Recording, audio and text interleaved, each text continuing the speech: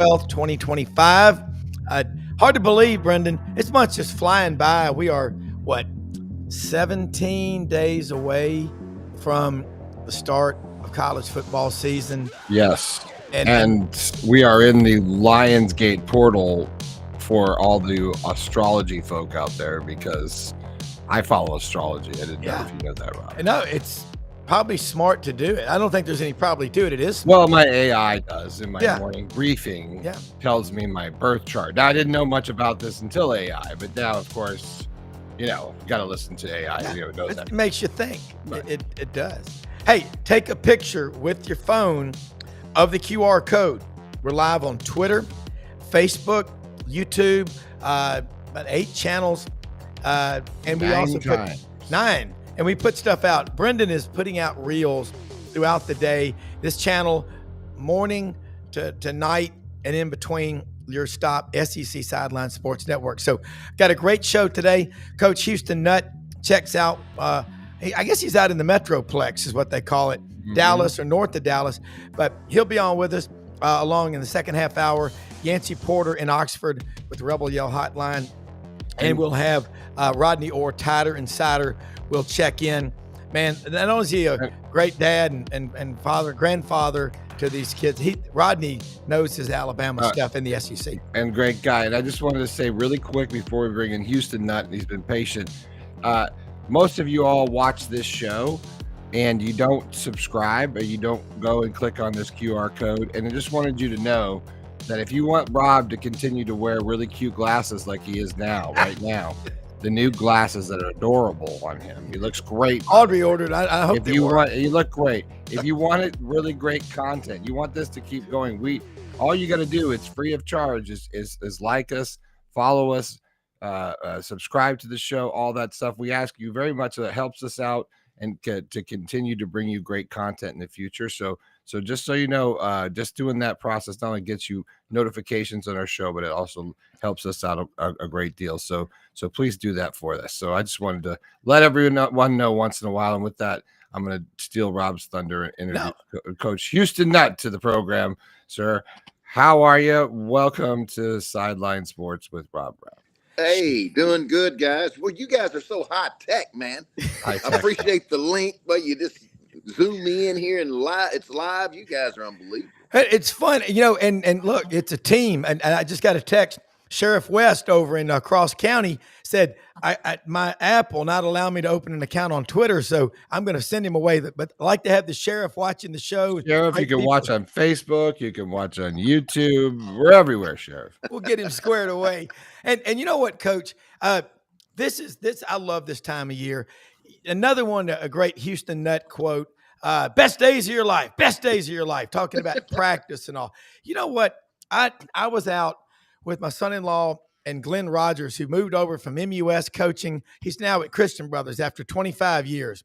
And I said, look, I grew up, all my friends went to MUS. I went to Christian Brothers. They're pretty big rivalry here in Memphis. And I said, I don't want to hear people bad-mouthing because he loved it, but he's ready for a new chapter in his life. High school football, how big a deal it is. You told us a couple of years ago, Rob, I'm going to my first ever tailgate. I've never been to one. You've got kids and grandchildren. How fun is life for Coach Houston Nutt? Nothing like it right now. And I'm like you guys, this is August. I love August. It was always eat, sleep football, Yeah. And Friday nights, being able to go to a Friday night game, being able to, as you mentioned, had my first tailgate, last year. So there's nothing like it. I have 3 grandsons. I see what all the fuss is about. So many people said, hey, boy, wait, you get grandsons. Here's my picture of my grandson, granddaughter, blah, blah, blah. I said, okay. But I tell you what, when they hand you yours, woo, it's a whole different deal. Yeah. But you talk about the best days of your life. I remember that's what I miss the most, guys, is the relationships with the players. And it'd be Heat Index 112 in August, whether you had Ole Miss or Murray State or Arkansas. And it would be hot. I'd come through those stretch lines, guys. Best days of your life, and the players look at me like, oh, God, here he comes again, Coach Nutt, man. But I tell you, we could lift them up, and I stole this from Jimmy Johnson about that second week, guys. Best days of your life, we got them all taped up, and they're just going through, they're hating life. Yeah. And I said, guys, I tell you what, will you follow me? Yes, sir. Will you follow me? Yes, sir. Take off your pads. We're going to the swimming pool. Oh, man. You talk about God. 105 guys that were Yeah. that hated life just 30 seconds ago. All of Yeah. a sudden, in this cool water, hitting Yeah. a volleyball up, jumping in the pool. Oh, coach, we love you, coach. But now the next day, now we got it out of them. Yeah. Oh, yeah. Well, and the thing about it is, Brendan, all of us growing up playing sports, the people that pushed you the hardest are the ones that you love the most. And you knew that they loved you and cared about you. Right. And you about relationships. You get the chance. My favorite walk-on ever as a kid out of Searcy, Weston Dacus. That's who I want. If I can't have Matt Dillon or Festus on my side, I want Weston Dacus because that was a tough kid from over in Searcy. The walk-ons, Coach, the state of college football, talk about that and how important they are to the team. I love walk-ons. It means so much more. It's amazing. If you did research, you'll find that the walk-ons actually give back to their school much quicker than the ones that even go to the NFL. They'll give back quicker because of the price they paid, the sacrifice. Yep. You mentioned Weston Dacus. It didn't take him long to become a full scholarship guy because of his heart, his work ethic, and his attitude and toughness. Yeah. And Ben, you just love people that love the game, that play it so hard, and that just run through a wall for you. And the unselfishness, and this is what I think it's the greatest game in the world because, hey, I love pickleball now and I love golf, but, it's more individual. This thing, a team with offense, defense, special teams, you're going to get knocked down, and that's not the sin. The sin is if you stay down. Yeah. And Weston Dacus and Brandon Burlsworth, they had that heart that would say, I'll get up and fight for my team. Yeah. And you can't, those two right there, Mount Rushmore of walk-ons. I mean, Brandon, that's the story of his life. It's unbelievable. And that legacy just keeps on going. You're out in Dallas. You're a native Arkansan. Your family's roots are, and I know Tim Horton, my friend, and Coach Horton, Harold, who coached my friend Tommy Christenberry at Arkansas. There are only 5 families in the state of Arkansas who have 2 or more members of the Hall of Fame.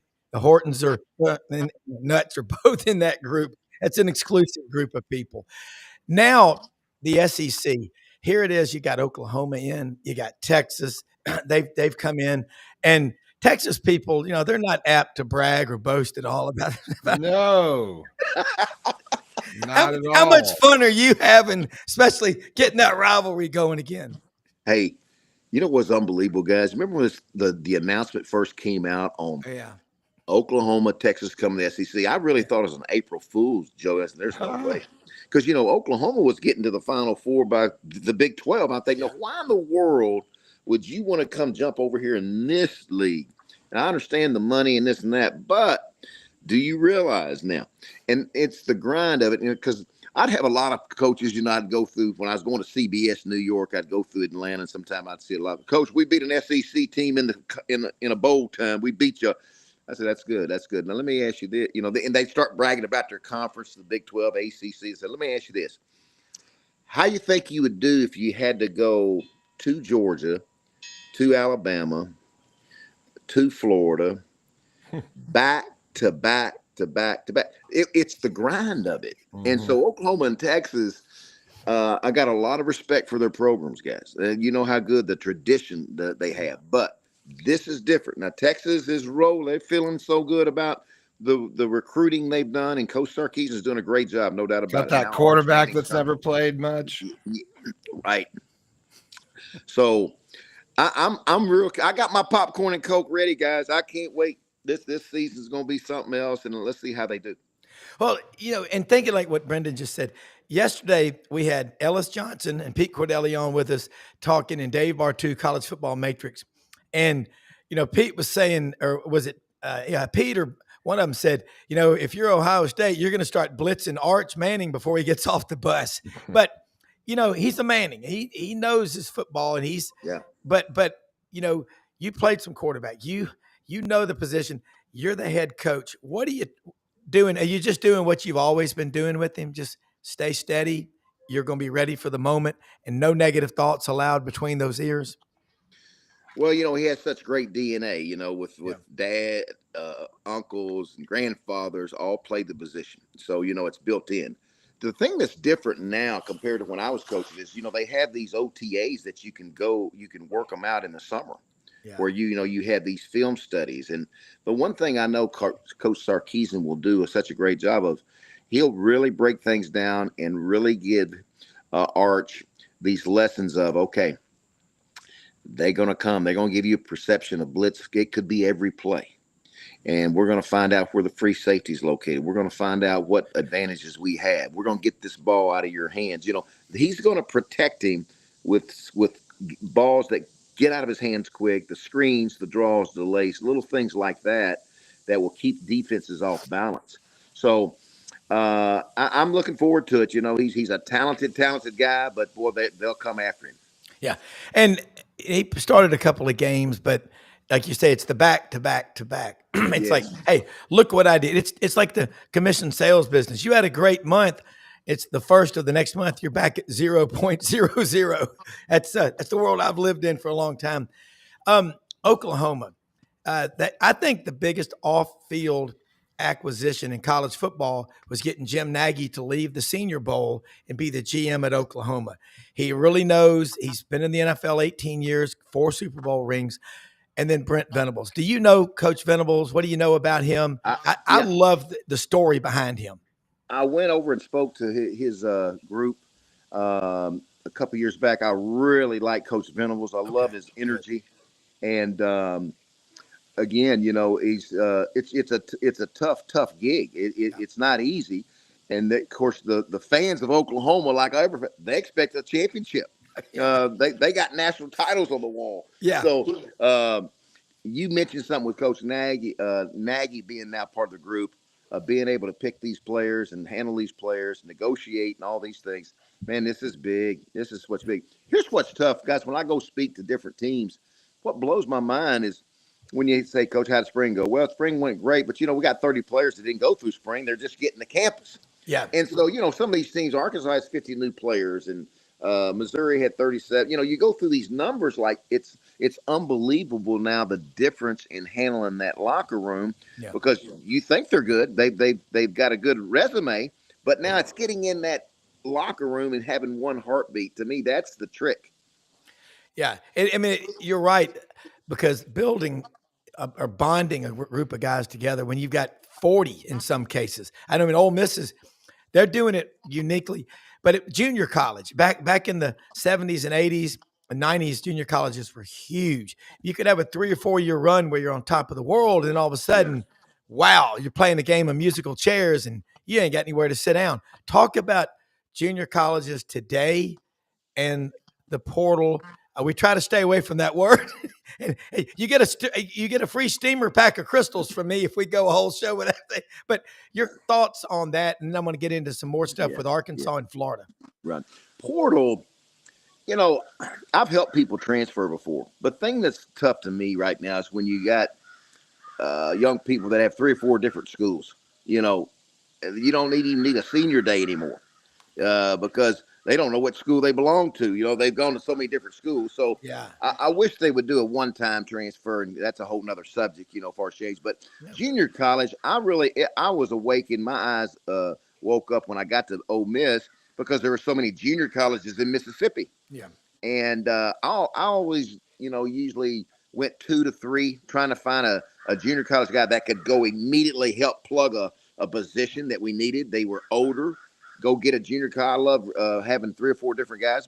I never recruited 12, 13, 14, or 15. Yeah. But junior college now, like anything, with the portal, everybody's into what I call free agency now. Yeah. And what I hate the most is, as you mentioned at the start of the show, you talk about walk-ons, you're talking about freshmen. Yeah. And some of these freshmen, I have so many daddies from high schools that call me, Coach, my kid's just not getting looked at. In a lot of years, they'd be highly recruited, but colleges aren't going that way, And I miss that part of it. I miss the development and I'm real curious on how you'll sustain this thing. Yeah, I agree with you. I want to ask you about Talon Green, quarterback. He's from I hate that. I don't hate it, but the Metroplex. It's such a big area. Dallas, Fort Worth, Arlington, everywhere. he's a pretty damn good quarterback. Dudley Dawson thinks he's now 6'8" from 6'6" last year. He's grown 2 inches, but man, he can do a lot of stuff in second year in that offense with Bobby Petrino.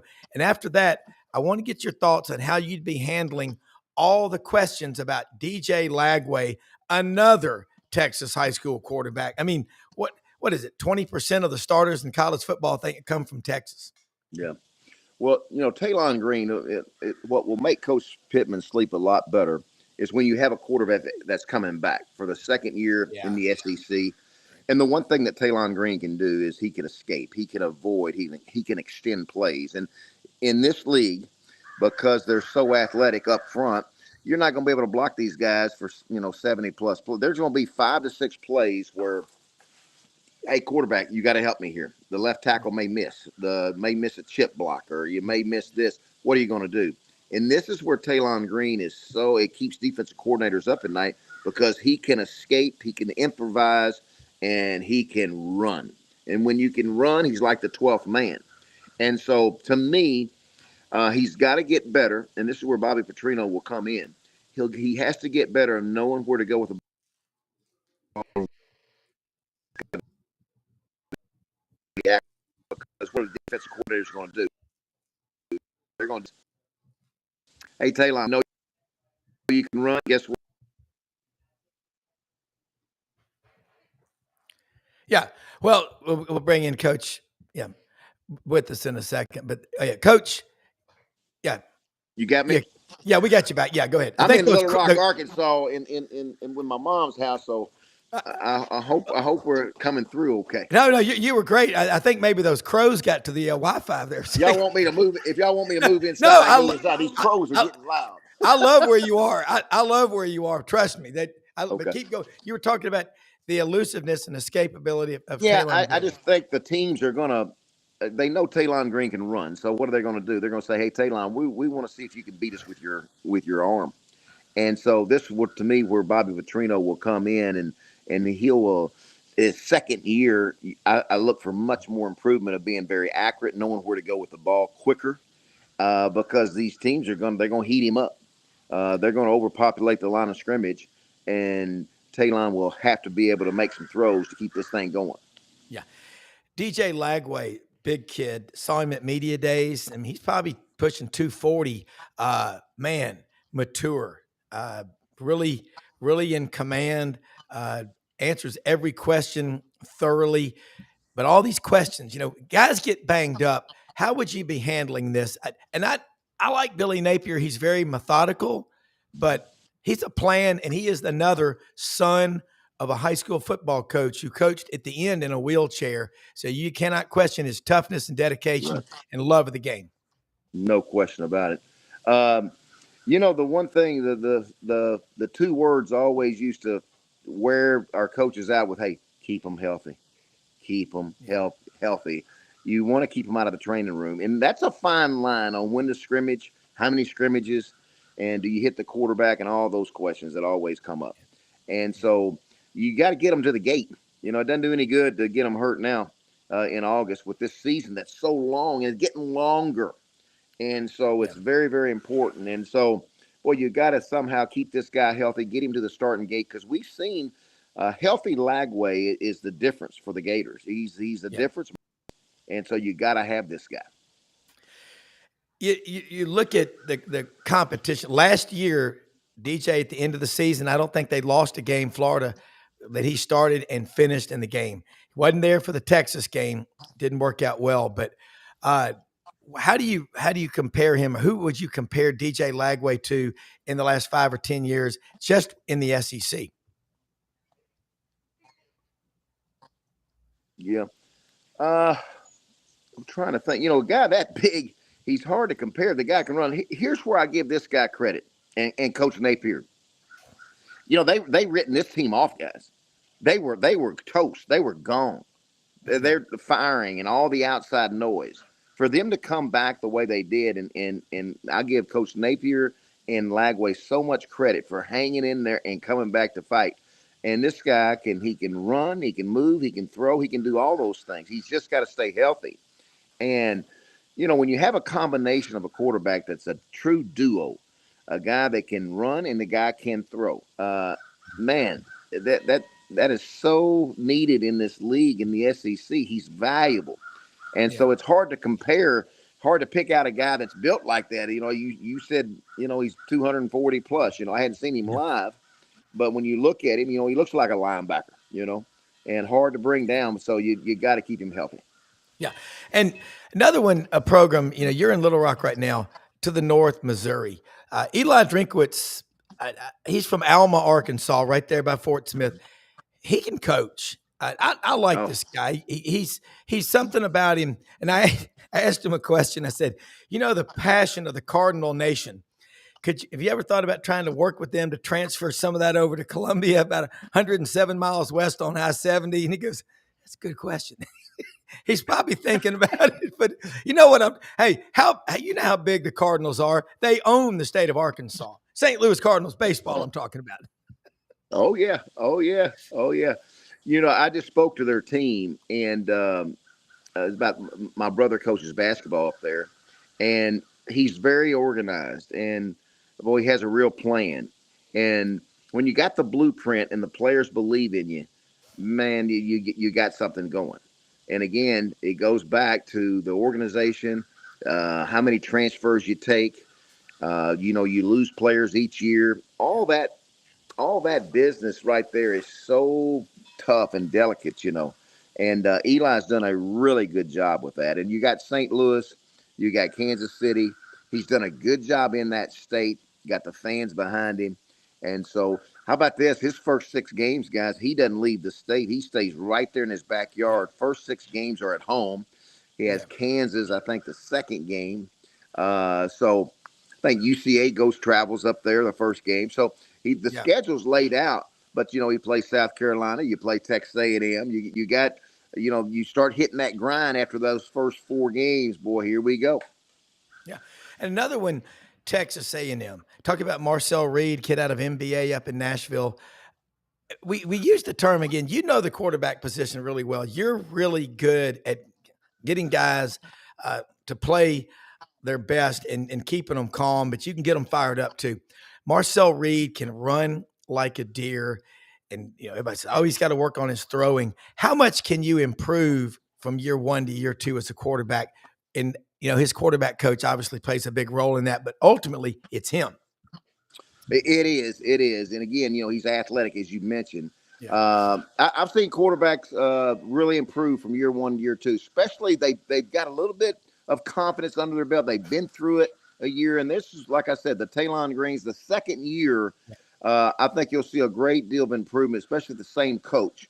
I think they can improve and get that mind working where you want them on automatic pilot. And the biggest thing is you don't have to be Superman. A lot of quarterbacks say, I got to make a play.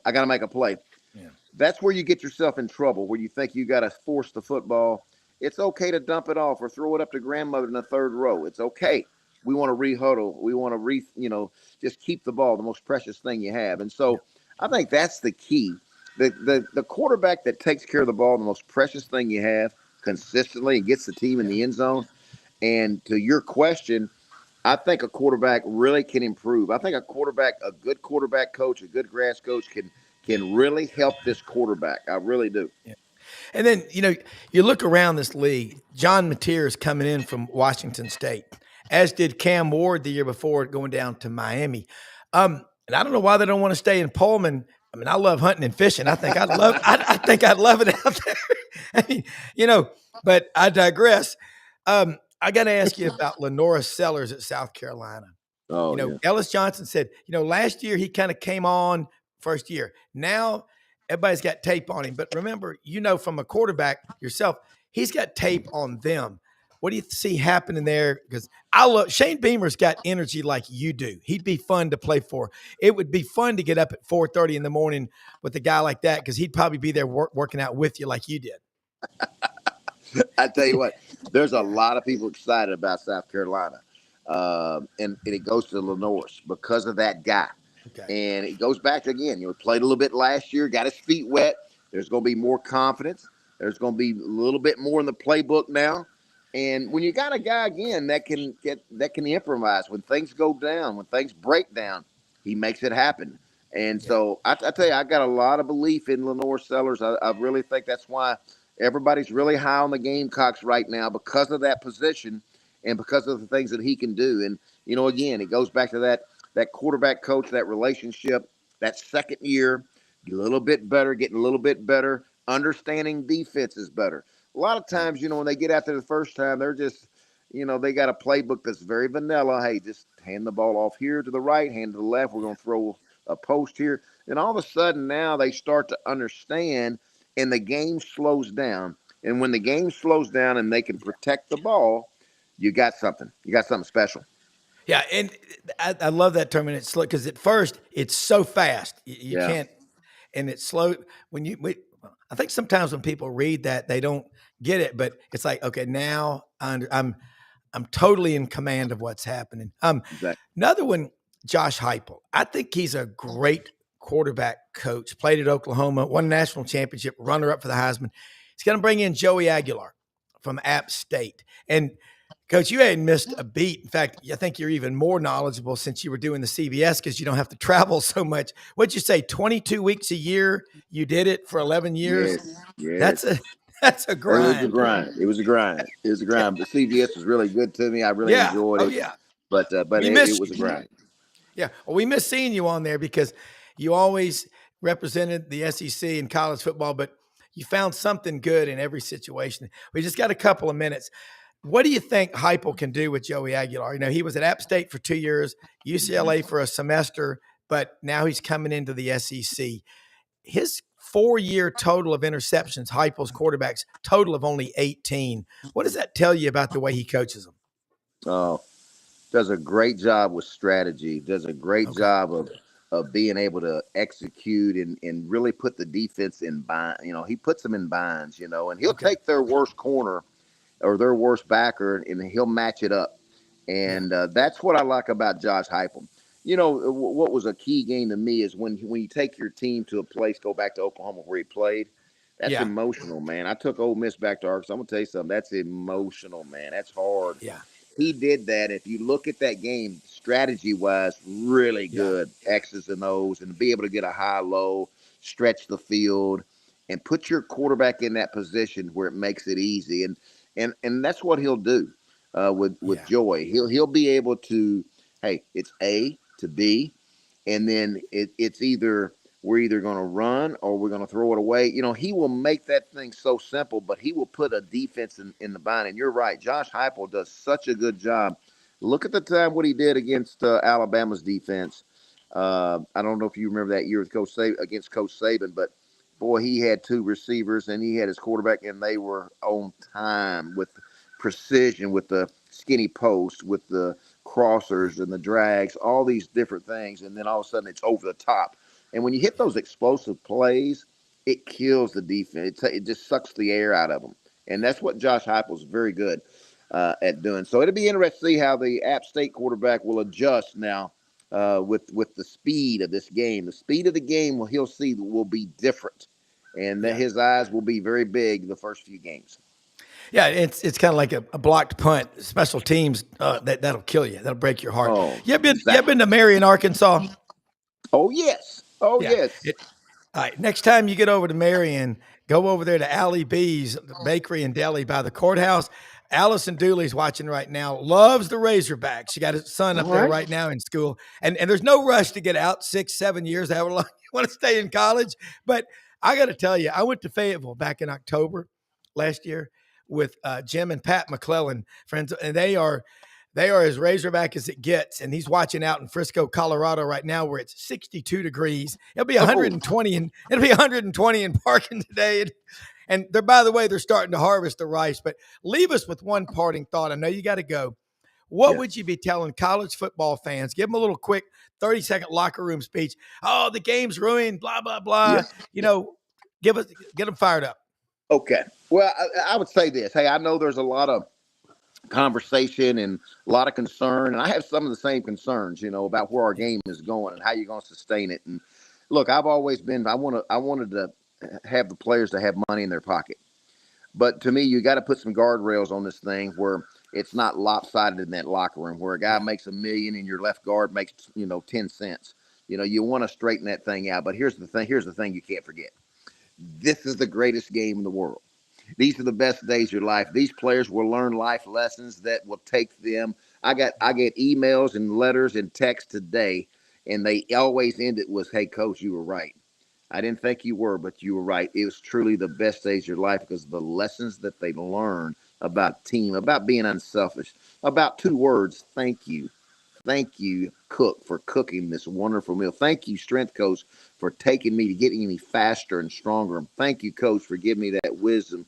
Thank you, mother and daddy, for raising me the way you did. Now I'm this man." In football will help this young man if they listen, if they take the 2 ears. Now, sometimes they get it mixed up. Good Lord gave them 2 ears and a mouth for a reason to listen twice as much as you talk. If they listen and listen well, they will become a man. And this is the greatest game in the world. Let's go. Yeah, no doubt. Coach, what an honor, man. Have fun in Little Rock. We got to get you back on again soon. But again, that's what we need to be hearing more of because negativity is a waste of time. It's like worrying is like praying for something you don't want to happen. But what an honor. You live in Dallas or north in McKinney, don't you? Well, I live in McKinney, but I'm going to tell you now, guys, I'm probably going to be heading to Rogers, Arkansas. That's where 3 grandsons are, and I like a magnet, so we're probably going to be moving there real quick. Oh, that's 200 miles of mountain bike and hiking trails right there. You're going to have a blast and fail. Well, we'll do it again soon, Coach. Thank you so much. Tell that Marion Bakery be ready because I will stop in because I like to eat. Oh, she's got great food. Thank you, Coach. Appreciate it so much. And I tell you what, Brendan, you said something about, college football and what he said about DJ Lagway and all these different subplots going on out there. As a competitor, you're competitive. I'm competitive. We're all competitive in what we do. And you were at Spurrier's Bar and Grill last night. Gridiron Grill. Mm-hmm. 4th anniversary, correct? Mm-hmm. Yep, that's right. All right. Talk about that real quick and who all was there because, folks, if you have not been there, and I got an email from Freddie Weeby. I wish I could have been there, but that's a special place, and it was a special event. Yeah, it is. And it really is a special place. And I'm not just saying that because we're friends with them, saying it because I've been to a lot of places and a lot of people doing bars and restaurants and things like this, and coaches and players and, Elway's in Denver and all that stuff. Truly, this place just captures it all. Freddie Weeby's done a fantastic job. It's called Spurrier's Gridiron Grill in Gainesville. Coach is there. Spurrier's walking around there. They got a podcast studio in the middle of the restaurant where you can see into it. So they do all their podcasting and stuff there. But it's a place now that has become a mecca for recruits to come and check out. A mecca for fans to come check out, and a place for recruits to come and see where they bring recruits. Freddie's was involved with the collective at one point. I don't know where he's at right now. I know he's very busy, but you see last night, which was their 4th anniversary of the opening of Spurrier's, and we had they bring in all the local media and they put us in a private room, which is really great. And then Spurrier comes in, he says hello. And we had everybody there from Shane Matthews, Chris Doring was there. We had every beat writer that was there. I saw all the guys that come on our show. I really, Lauren Meadows was there. Anybody who's anybody. And it's just a neat event. Then Spurrier goes out, talks to the restaurant. Everybody's having dinner. It's a beautiful buffet. And he told the story last night about how the swamp got the name, which is cool. Which I hadn't heard that story. I think I may have heard the story. But tell more. Tell us all. Yeah. Well, he was talking about it. I don't know what year it was, but he was coaching, and he says, talking to Mike Bianchi, the sports writer. And he says, I'm trying to figure out what should we call this? What should we call this place? He says, somebody said something to me about how this used to be a swamp out here, where the Ben Hill Griffin Stadium is. And they said, well, we're calling the swamp. I said, well, I'll never fly, one of those things. And, then it sort of sticks. So you hear the lore. And if you're a fan of any one of your teams, it's great to go and hear this kind of stuff. And so if, just as a Gator fan, but just, I don't know, just a part of a family, as you talk about at Auburn, that's the core of what family is up there now, as far as media is concerned, fans are concerned. And it's just a special event, and I was honored to be there. So. Well, and I like Mr. Sip. What's on the menu? Sounds like they got great food. I tell you what is on the menu, Yancy Porter. Yeah, it's a steak place, and it's delicious. And if you go there, you got to check out drink steaks. Everything's great, and check out Spurrier's Gridiron Grill. I am not sponsored yet, by the way. Well, it sounds like a yummy place. Yancy Porter, you know what? You can catch him Monday nights at 6 p.m. Central every Monday throughout the year. Rebel Yell Hotline. What a great show. Super Talk Mississippi. Yancy, Rodney Orr is going to join us here in about 10 minutes. Practice updates from Alabama. Between now and then, I'm handing the ball to you. Let's talk Ole Miss depth charts, practice, blocking, tackling, quarterback, battle, if there really is. I mean, Austin Simmons, I think, is the man, but you have forgotten more than I know, so let's go. Yeah, every roster throughout America has its warts, right? It's just how many warts do you have and how well can your staff hide those warts? And Ole Miss is no different. They've got a couple warts. I think right now, I think they feel really, really good about their defensive line. It's kind of been a trend, hadn't it, Rob, with the defensive line, the front seven. You always ask how many do they feel comfortable with? How many can they trust on the defensive line? They got eight defensive linemen that they fully trust right now. They got four corners. They've got four linebackers. Right now, the issue is safety on defense. They had four of their safeties shot during that Memphis pool party, and three of them were guys, players that they were going to be counted on heavily, and those guys are recovering right now. Those players, and one returned yesterday, full. Dante Core, another TJ Banks, who was thought of as their best defensive back. Period. It was back on the field in a black jersey, not in any kind of contact, kind of going through it halfway. We don't know how long it's going to take him to get back full, but there's a good sign he's back on the practice field.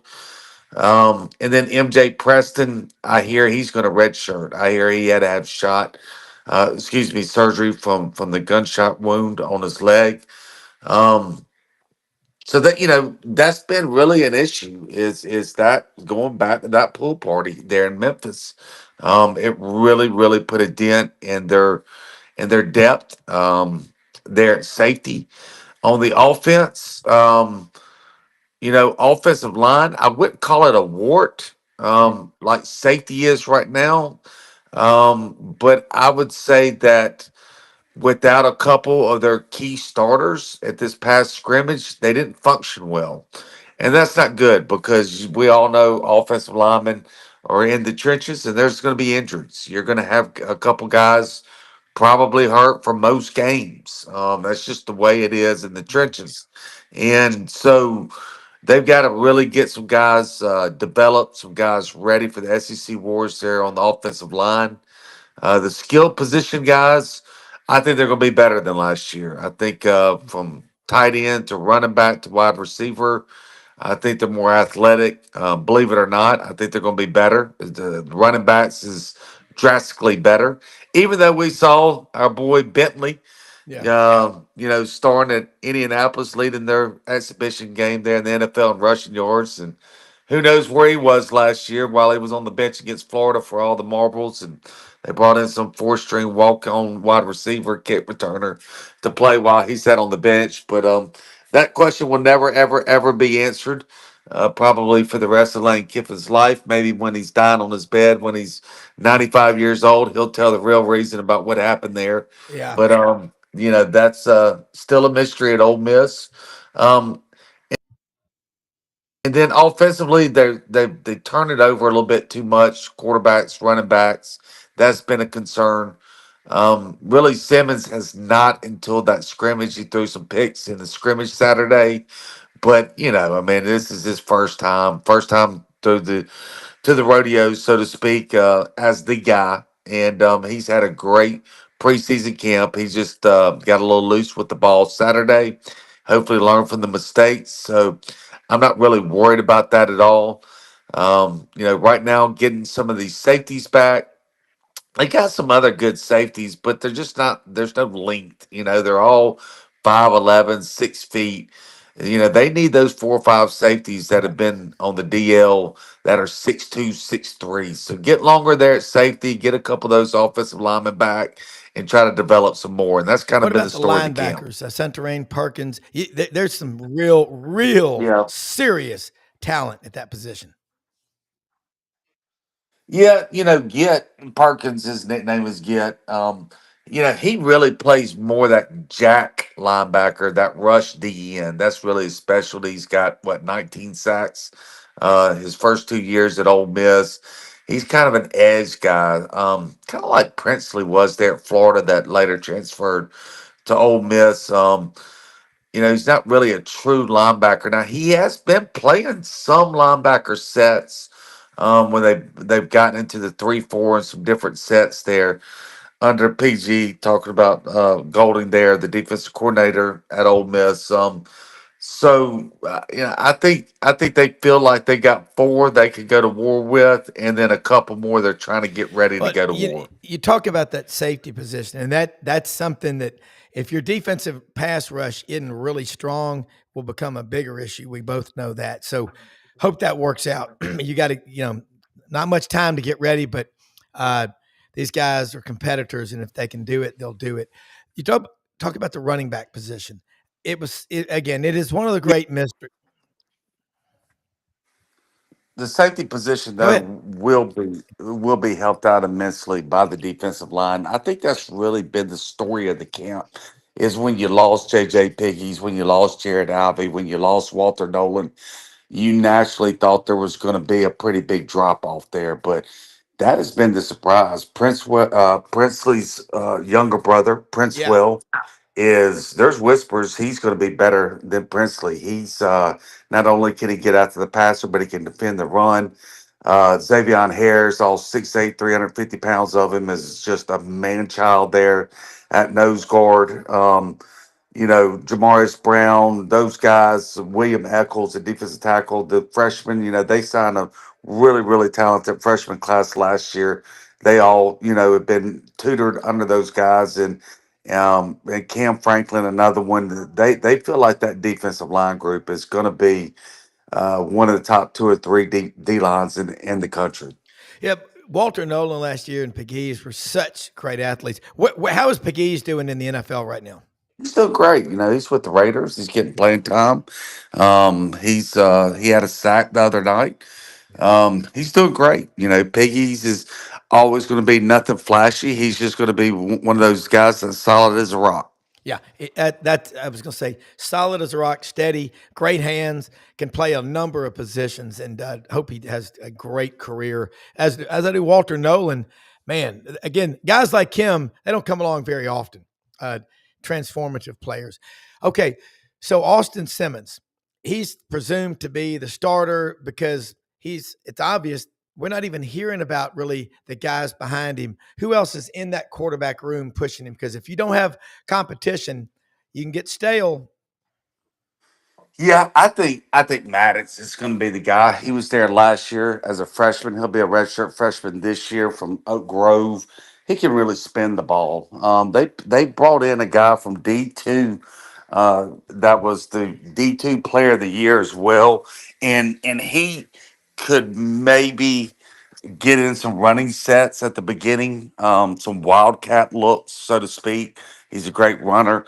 But I think, if Simmons were to get hurt and they needed a full time quarterback and that specialty says, I think Maddox from Oak Grove, the redshirt freshman, he's got special arm talent. He's going to be really good one day.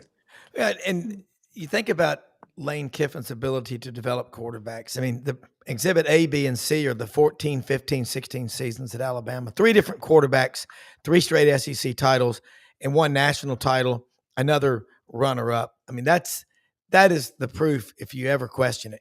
Pete Golding is defensive coordinator. Yeah. Again, I think he's doing a really good job. Was maligned at Alabama, but again, he couldn't have survived 4 years there if he wasn't good. Talk about his development and his ability to evaluate talent, because I think he's really good at that. Yeah, I mean, I think he's put himself as, one of the elite coordinators on either side of the ball in the country. Yeah. Ole Miss will be blessed to have him as long as they can before he becomes a head coach one day. He's, one of the true young rising coaches in the coaching ranks. They're in a good situation right now. He's got some unique stuff with family that are from Oxford.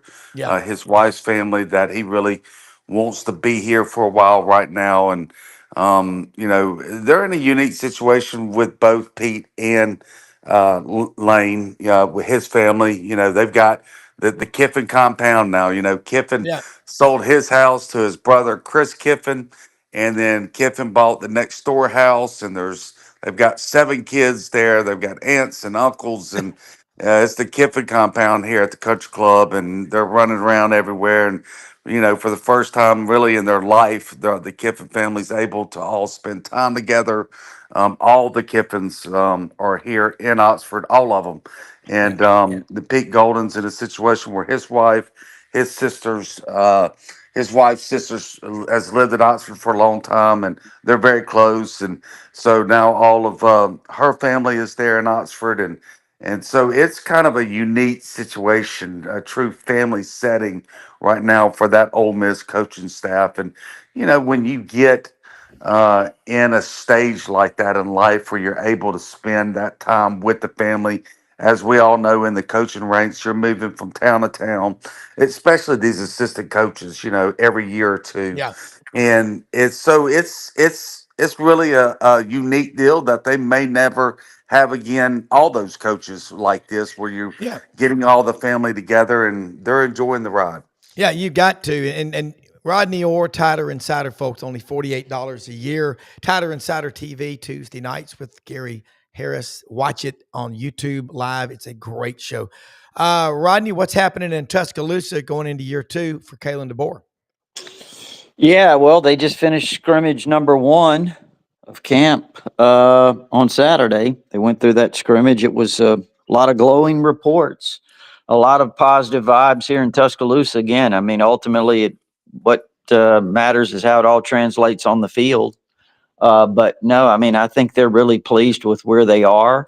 Ty Simpson yesterday was announced to the team that he will be the starter, which was no surprise. He had a really good scrimmage on Saturday. Those that were allowed to attend, which are, former players and what have you.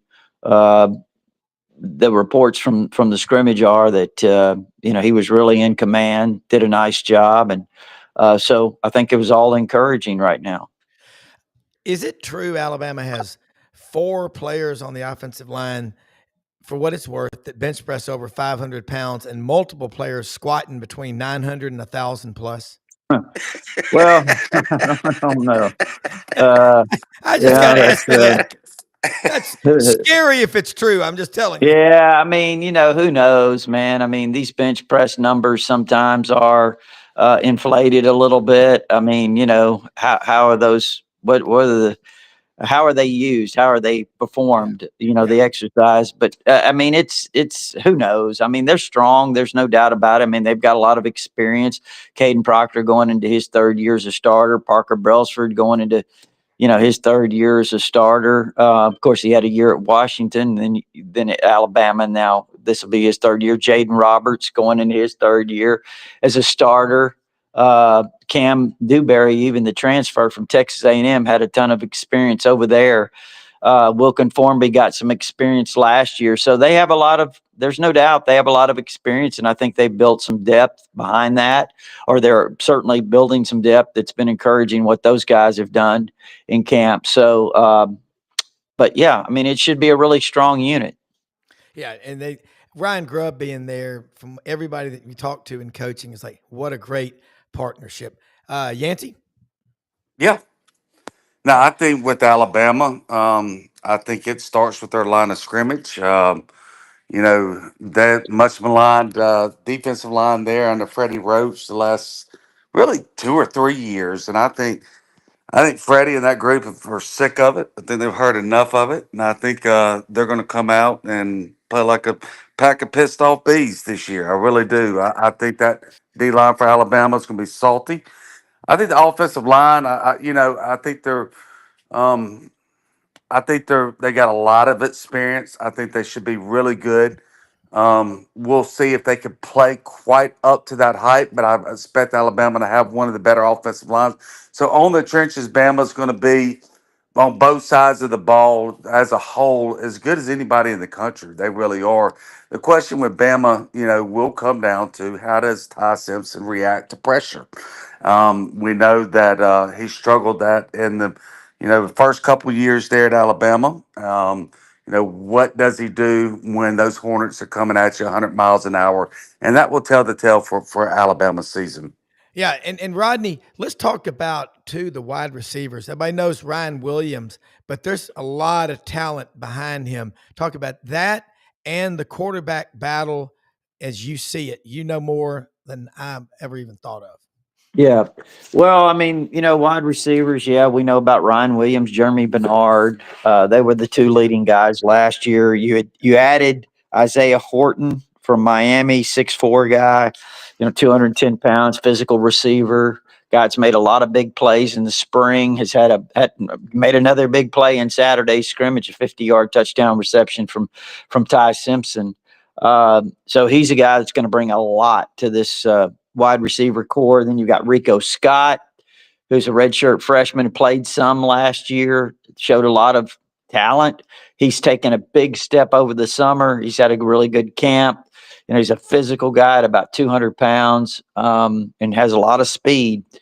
And then, they have some other guys. Obviously, Cole Adams is back as a little slot type receiver, punt return guy. He's back from injury. And then Latsier Brooks, the true freshman, he's really dynamic. Got a chance to be a special player. He's been injured a little bit, so he missed about a week or so. He's slowly coming back. Hopefully, he'll be back. And don't know what kind of contribution he can make early, given that he's missed a little bit of time. But fortunately, went through spring, so he's pretty well versed already. So we'll see there. Again, I think it's a wide receiver group that should be dramatically better this year than it was last year. Yeah. And for both of y'all, you hear about this is a league where you got to be able to stop the run the ball, play great special teams. Ole Miss's receivers, Yancey, you're talking about can be really strong. Alabama, really strong. What about the running back? So I've talked with Yancey earlier about it. The running back room for Alabama, that's the pride of the Tide Nation. Talk about the 1, 2, 3 there. And I know it. We all got to have it. Yeah, It's I like an mean, insurance look, policy. yeah, when we think of Alabama, right, during those glory saving years, it's those running backs, right? That's really the first thing that jumps out to mind. Physical play on defense and those running backs. I don't know if anybody's going to ever have running backs in the NIL portal era as Alabama had during those days. I don't think you can do that anymore. But no, that is the most improved room on Ole Miss's squad this year, bar none. Is running back. They're really excited about this freshman Shaquille Mills Knight from Chattanooga, Tennessee. He's about 6'3", 225 pounds. Speaking of that Alabama style running back, that's what we think of, right? And he is a bulldozer. But what they're really impressed with him is not only the physical way that he runs, but also the speed he has in extra gear. Once he gets to that open field, he's gone. Yeah. So then they like the starter is going to be the starter from Missouri that transferred over. He's going to be the starter. Then the LSU transfer Diggs that had to sit out last year with ACL. He's probably going to be the two guy at the beginning of the season. But the Troy transfer, that came over from last year. He's about 225 pounds as well. Yeah. He's really been kind of quietly the surprise of the camp. I wouldn't surprise once you get towards middle to the grind of the SEC that the Troy transfer and this true freshman that I was talking about Knight, once he gets that playbook down, I wouldn't surprise if it flipped if that wasn't your 1-2 punch Yeah. coming down the stretch. All right. We only just got a couple of minutes left. Rodney, what's the story with Alabama on top of the running backs that we're not talking about, that you're writing about, and we need to be following? Because a lot of dots are starting to be connected that Alabama could be really strong this year. No, I mean, just think it's year two of the familiarity that the coaching staff has now with the players with the coaching staff, the expectations. I think, everything you hear is that they're on the same page now. There's a chemistry there that has been built, and it's been really strong. They've had a great off season. They had tremendous spring practice, and it's just carried over into the summer. I think they're on the same page, and I think that kind of means a lot. As you head into the season, and I think this is an Alabama team. The one thing I think is it's going to be interesting to watch. I'm not making any predictions, guys. I mean, I know there's a lot of positive buzz right now. Yeah. It all counts on the field. That's all that matters. Correct. But I think this team is going to be interesting because they're really fast. They got a lot of speed on defense, and they're physical. They've really had some physical practices, and I think that's what we're going to see. At least that's what I would expect to see once the season starts, is this Alabama team's going to be fast and really, really physical. Yeah. Look, you're hearing from two of the best, Yancy Porter, Rebel Yell Hotline, Rodney Orr, Tighter Insider. Guys, we're out of time. Unbelievable stuff. Y'all are putting out stuff on Twitter, on your websites and stuff all the time.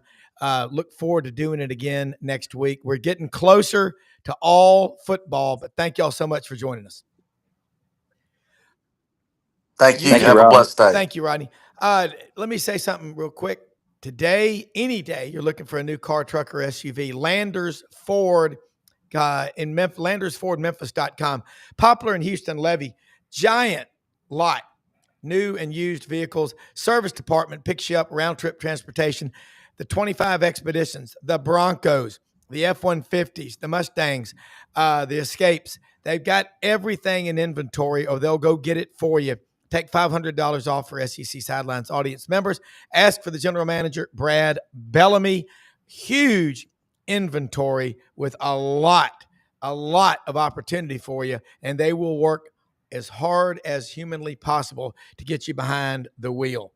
Right down the street from Hewlett and Dunn Boot and Clothing Company on the historic square in Collierville, Tennessee.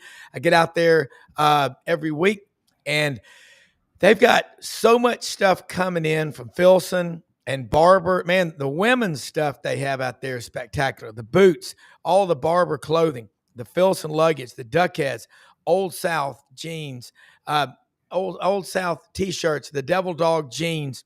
They've also got great swimwear, Seeger, the hoodies from Duck Camp and Marshwear, and these 10,000, these new workout shorts that they've got. I mean, I know there's other big brands you may have heard of. Try out the 10,000. That's the new brand. They're incredible. And look, make sure you talk to Raven, Charles, JM, Lydia, the whole crew out there. The boot selection is phenomenal. And Rumble Boxing at Union and McLean in Midtown Memphis. Hey, you know what? As we get older, you better work out. How we fight is how we live. And of course, the Lights Out gummies. Had a bunch of people ordering yesterday. Those orders within 30 minutes are shipped out. Hey, most often, right, least among us. Check us out tonight, 9 p.m. Eastern, on the Lowdown with Lauren Meadows. Thanks. Have a great day, everybody.